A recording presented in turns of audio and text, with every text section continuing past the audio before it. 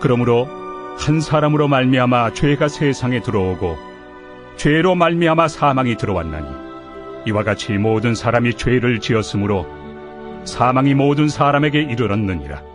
죄가 율법 있기 전에도 세상에 있었으나 율법이 없었을 때는 죄를 죄로 여기지 아니하였느니라. 그러나 아담으로부터 모세까지 아담의 범죄와 같은 죄를 짓지 아니한 자들까지도 사망이 왕노릇하였나니 아담은 오실 자의 모형이라. 그러나 이 은사는 그 범죄와 같지 아니하니 곧 한 사람의 범죄를 인하여 많은 사람이 죽었은즉 더욱 하나님의 은혜와 또한 한 사람 예수 그리스도의 은혜로 말미암은 선물은 많은 사람에게 넘쳤느니라. 또 이 선물은 범죄한 한 사람으로 말미암은 것과 같지 아니하니 심판은 한 사람으로 말미암아 정죄에 이르렀으나 은사는 많은 범죄로 말미암아 의롭다 하심의 이름이니라. 한 사람의 범죄로 말미암아 사망이 그 한 사람을 통하여 왕노릇하였은즉 더욱 은혜와 의의 선물을 넘치게 받는 자들은 한 분 예수 그리스도를 통하여 생명 안에서 왕노릇하리로다. 그런즉 한 범죄로 많은 사람이 정죄에 이른 것 같이 한 의로운 행위로 말미암아 많은 사람이 의롭다 하심을 받아 생명에 이르렀느니라. 한 사람이 순종하지 아니하므로 많은 사람이 죄인 된 것 같이 한 사람이 순종하심으로 많은 사람이 의인이 되리라. 율법이 들어온 것은 범죄를 더하게 하려 함이라. 그러나 죄가 더한 곳에 은혜가 더욱 넘쳤나니 이는 죄가 사망 안에서 왕노릇한 것 같이 은혜도 또한 의로 말미암아 왕노릇하여 우리 주 예수 그리스도로 말미암아 영생에 이르게 하려 함이라. 여러분께서 오늘 말씀을 보시면 12절에 한 사람을 통해 세상에 전달되는 죄를 말하고 또 15절을 보면 한 사람을 통해 세상에 전달되는 은혜의 선물을 말해요. 그런데 한 사람이 가진 것이 여러 사람에게 전달되는 이 원리를 학자들은 전가의 원리라고 이름을 붙였는데요. 이 전가라는 성경의 개념은 우리 구원의 원리에서 정말 중요한 부분에 해당하기 때문에 반드시 이해하고 넘어가야 될 정말 중요한 원리입니다. 그러면 이 전가라는 게 뭔가? 여러분도 잘 아시겠지만 원래 무엇이 존재한다고 할 때 그 존재의 토대가 바로 전가의 원리에서 비롯되는 거예요. 예를 들어서 제가 아는 친구가 하나 있는데 이 친구는 못 먹는 음식이 유별나게 많아요. 그런데 이게 이 친구에게 심각한 고민이 되는데 이유가 뭐냐면 사실 우리 인간관계에서 가장 중요한 부분 중에 하나가 이 식탁 교제잖아요. 뭔가를 함께 나눠 먹을 때 보다 쉽게 친밀한 관계를 이룰 수 있는 건데 이 친구는 못 먹는 음식이 워낙 많으니까 식탁 교제가 힘들 정도까지 되는 거예요. 그러니까 하루는 어머니를 원망하면서 왜 나를 이렇게 까다로운 체질로 낳았냐고. 그건 엄마가 나를 이렇게 낳아서 인간관계까지 힘들다고 그렇게 울먹였다는 거예요. 그런데 제가 그 말을 들을 때 제가 하나 이해가 안 되는 부분이 있더라고요. 그게 뭐냐면 저는 그 친구와는 다르게 못 먹는 음식이 없습니다. 어릴 때부터도 이 산낙지를 잘 먹었고 개고기를 저는 지금도 잘 먹습니다. 그러니까 없어서 못 먹는 거지 먹는다는 건 어릴 때부터 이것저것 잘 주워 먹었어요. 그런데 진짜 억울한 게 뭐냐면 저는 보이는 건 닥치는 대로 먹고 살았는데도 키가 이거밖에 못 컸는데 그 녀석은 못 먹는 음식이 그렇게 많다면서도 키가 엄청나게 큰 거예요. 도대체 뭘 먹고 컸는지. 그러면 골고루 안 먹었는데도 그렇게 키가 큰 이유가 뭐겠어요? 이유가 뭐냐면 노력해서 큰 게 아니라 그 친구 아빠 엄마 키가 크거든요. 그러니까 그 친구는 부모님에서 받은 것 중에 안 좋은 것만 말하는데 사실 키가 그렇게 큰 건 자기가 열심히 먹어서 큰 게 아닙니다. 뭐 노력을 한 게 아니에요. 부모님이 그런 체질을 선물로 준 거예요. 그래서 지 키가 큰 겁니다. 여러분 이 세상에 존재하는 사람 중에 부모로부터 안 좋은 것만 모아서 물려받은 사람은 아무도 없습니다. 분명히 뭔가 좋은 것도 선물로 물려받았어요. 그게 나예요. 여러분 바로 이겁니다.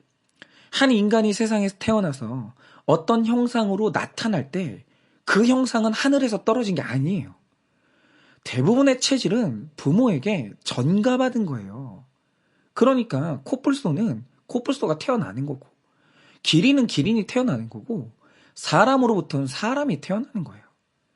그러니까 오늘 나의 외모, 기질, 체질, 이런 하드웨어뿐만 아니라 무의식적 습관에서 가치관까지 나의 나된 대부분은 노력으로 쌓는 게 아니라 부모에게 공짜로 전가받는 거고, 아주 적은 부분이 교육이나 경험, 노력을 통해서 바뀌는 거예요.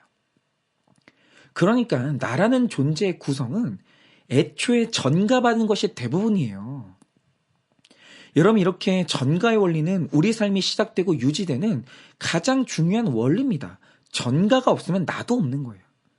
그런데 왜 하나님이 사람의 족보를 기획할 때 노력이 아니라 전가라는 방식을 기획하셨을까요?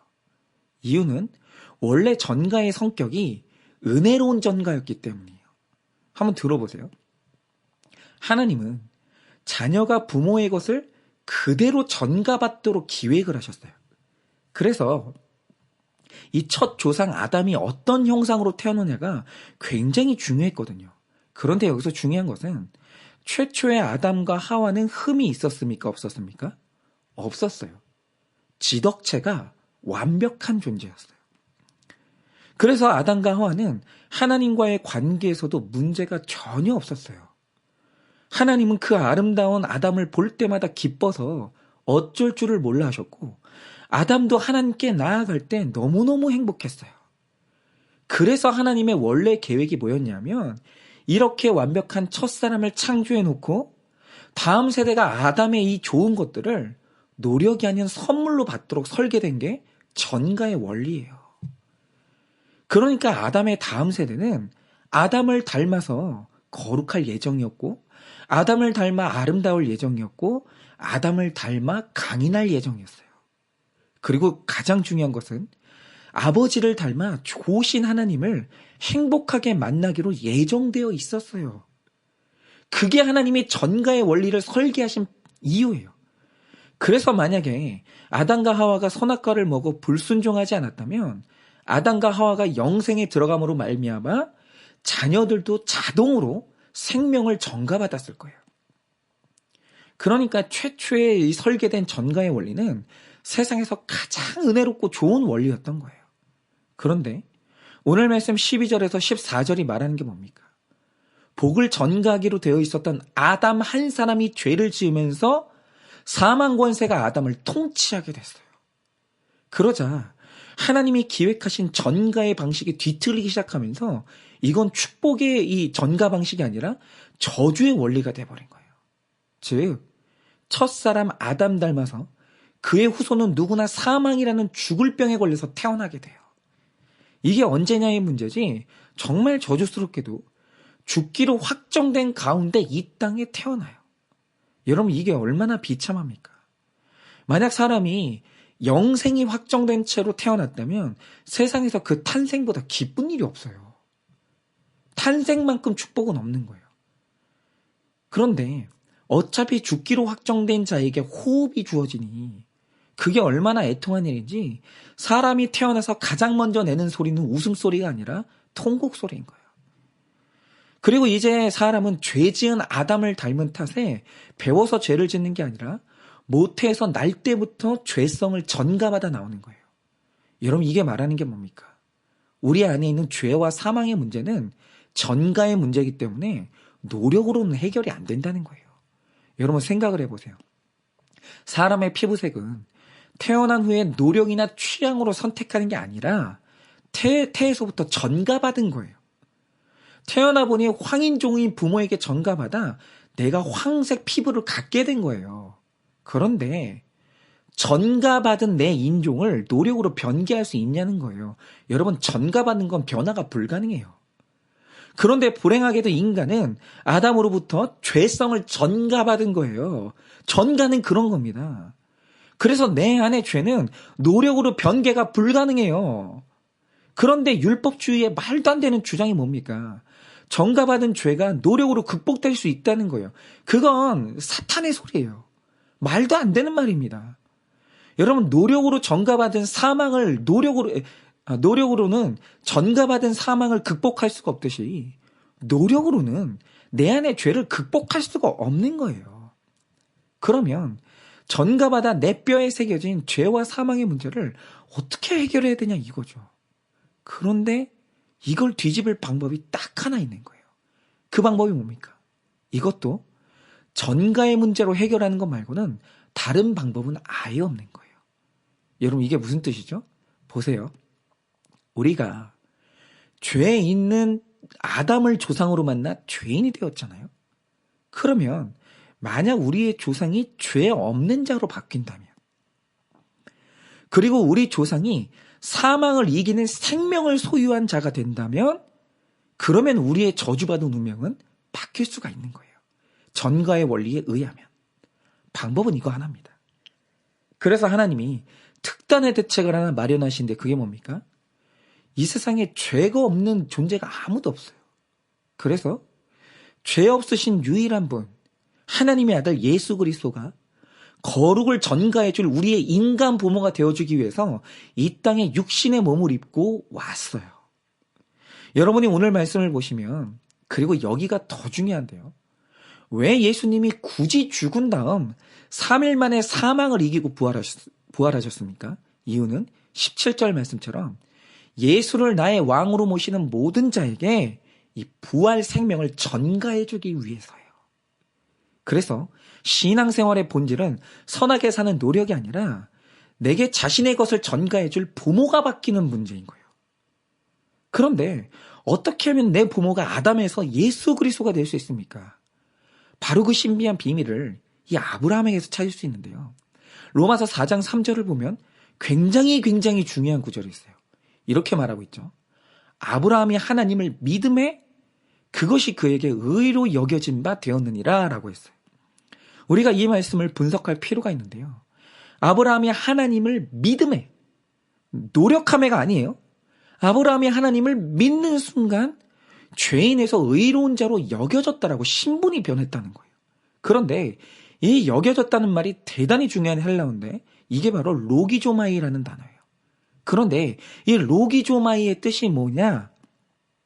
아브라함의 믿음이 달의 여신에서 하나님으로 바뀌는 순간 믿음이라는 통로를 통해 로기조마이, 하나님의 의로움이 그에게 전가됐다는 거예요. 그러니까 하나님의 좋은 것이 사람에게 전달되는 유일한 통로가 뭐냐? 그게 바로 믿음밖에 없는 거예요. 그러면 여러분, 이 말 뜻이 뭐겠어요? 바로 믿음이 내 부모를 바꾸는 결정적인 역할을 한다는 거예요. 아브라함이 하나님을 내 왕이요 아버지로 믿는 순간 성령이 그를 거듭나게 하시면서 예수 그리스도가 쌓은 의로운 삶, 예수의 부활 생명, 하나님의 아들이라는 예수의 신분, 그 모든 좋은 것들이 전부 우리에게 전가가 되는 거예요. 여러분, 이것이 바로 믿음의 능력이에요. 그래서 오직 의인은 믿음으로 말미암아 사는 것이고 행위가 아니라 믿음밖에 없는 거예요. 그래서 세상에 내가 죄인인 것이 믿어지고 예수님이 내 아버지인 것이 믿어지는 순간만큼 내 운명이 바뀌는 사건이 없고 그것처럼 기적적인 순간은 없는 거예요. 제가 어젯밤 늦게 한 성도님으로부터 두 번째 메일을 받았어요. 그런데 이 두 번째 말이라는 뜻은, 두 번째라는 말의 뜻은 이분의 첫 번째 메일이 있었다는 거죠. 그러면 이분이 저에게 처음 보냈던 메일의 내용이 뭐였냐? 이분이 고민이 하나 있는데 그게 뭐냐면 아무리 기도하고 안 그러려고 해도 자꾸 내 안에서 출처를 알 수 없는 분노가 올라오고 음란이 올라온다는 거예요. 그런데 문제는 자꾸 올라오는 이 죄를 어떻게 처리해야 될지를 모르겠는 거예요. 그래서 내가 뭐가 잘못됐는지, 뭐가 문제인지, 어떻게 하면 이것을 없앨 수 있는지 저한테 이제 이메일로 이제 문의를 하신 거죠. 그러니까 제가 이제 가만히 보니까 요는 이런 거예요. 난 그런 사람 아닌데. 나는 진짜 이런 사람이 아닌데 자꾸 마음에서 끔찍하고 음란한 것들이 올라오니까 이거에 너무 충격을 받고 기도를 하고 노력을 하는데 해결이 안 되니까 너무 괴로운 거예요. 그래서 제가 말씀드린 게 뭐냐면 집사님은 아직 자신이 죄인이고 예수님 말고는 집사님에게 소망이 없다는 게 아직도 안 믿어지시는 거라고. 아직도 내가 의인이라고 생각을 하니까 내 안에 죄가 발견되면 충격이 되고 내 노력으로 이 죄를 통제할 수 있다고 믿으시는 거라고. 그래서 이제 포기하시라고. 내가 100% 죄인인 것을 믿으셔서 죄가 발견되면 충격받지 말고 예수님께 달려가서 회개하시라고. 이제 그만 내 노력으로 이 문제를 해결할 수 있다는 미련을 버리고 예수님을 붙드셔야 된다고 그렇게 메일을 드렸어요. 그런데 이분이 며칠 지나서 어젯밤 늦게 두 번째 메일을 보내주신 거예요. 그런데 제 예상과는 달리 그 메일 내용이 너무 밝은 거예요. 그 내용이 뭐였냐면 첫 번째 메일을 받고 생각을 했다는 거죠. 내가 정말 나 자신을 의인으로 생각하는지 않나? 그리고 정말 내가 죄인인 걸 내가 안 믿고 있나? 그런데 가만히 생각을 해보니까 말로는 내가 죄인이라고 말을 하고 인정했다고 하는데 지난날 내 행동을 돌아보니 자기 의의를 주장하고 살았던 게 인정이 됐다는 거예요. 특별히 그게 배우자와의 관계에서 두드러지게 나타나는데 내 의의가 강하니까 남편이 그렇게 무시가 되고 남편에게 한 번도 지지 않았던 내 죄가 깨달아진 거예요. 그래서 이분이 어느 날 새벽 예배를 다녀오자마자 자고 있던 남편을 깨워서 그 앞에 무릎을 꿇은 다음에 눈물로 사과를 했다는 거예요. 여보, 내가 그동안 주제 파악을 못했다고. 내가 당신을 구제한 게 아니라 당신이 나 같은 여자를 구제해서 결혼해 준 건데 내 안에 열등감이 많고 의로움이 많아서 이 고마움을 표현하지 못하고 당신을 이기려고만 했다고. 나 좀 용서해달라고. 그렇게 용서를 빌었다는 거예요. 그런데 저는 이 적용이 너무 놀라운 게 이분은 구속사가 있는 교회를 다닌 것도 아니고 그런 공동체에 머무는 분도 아니에요. 그런데 소개를 받아 말씀을 듣다가 내가 그런 죄인인 게 믿어진 거예요. 이게 너무 신기해요. 그리고 더 놀랍게도 적용까지 간 거예요. 그런데 믿어지니까 내 안에 열등감과 자기 의의를 버리는 능력이 살아나고 회개가 일어나서 승리하게 된 거예요. 그런데 이렇게 회개하니까 남편이 이분을 안아주면서 나도 똑같다고 고맙다고 하면서 안아주더라는 거예요. 여러분, 제가 볼 때 이분은요, 믿음으로 거듭나 예수님이 주시는 좋은 것들을 전가받기 시작한 거예요. 그렇지 않고서는 이렇게 회개할 수가 없고 이런 적용의 능력이 나올 수가 없는 거예요. 그런데 이 모든 것이 나에게 주어지려면 먼저 믿어져야 되는 거예요. 우리를 위해 순종하신 의로운 한 사람 예수, 그 예수가 믿어지면 그가 우리의 부모가 되어주셔서 자신이 가진 가장 좋은 것들을 우리에게 전가하시고 지금도 우리가 변화될 그 힘을 계속 공급해 주시는 거예요. 여러분, 제가 하나 여쭙고 싶은 게 있어요. 여러분은 예수 그리스도를 믿으십니까? 더 구체적으로 여러분은 성경 66권이 예수님 말씀이 몇 프로 믿어지십니까? 정말 100% 믿어지십니까? 아니면 절반만 믿어지십니까? 여러분, 정말 그분이 내 인생의 모든 걸 통치하는 왕이 되시기를 원하십니까? 여러분, 오늘은 결단이 일어나야 돼요. 여러분은 말씀을 100% 믿으셔야 돼요. 99% 믿는 건 100% 안 믿는 거예요. 말씀은 100% 믿어야 되는 거예요. 그리고 오늘 여러분은 여러분의 주인이 인생의 주인, 여러분 운명의 왕이 예수님으로 변해야 돼요. 그분을 받아들이셔야 돼요. 여러분, 바로 그때 이 결단이 일어날 때 예수님이 주시는 새로운 생명과 모든 좋은 것들을 전가받아 마침내는 죄를 이기고 새로운 인생으로 나아가게 될 것임을 여러분들에게 축원을 드립니다. 오늘 우리의 삶 가운데 이런 결단이 있기를 예수님의 이름으로 축원드립니다.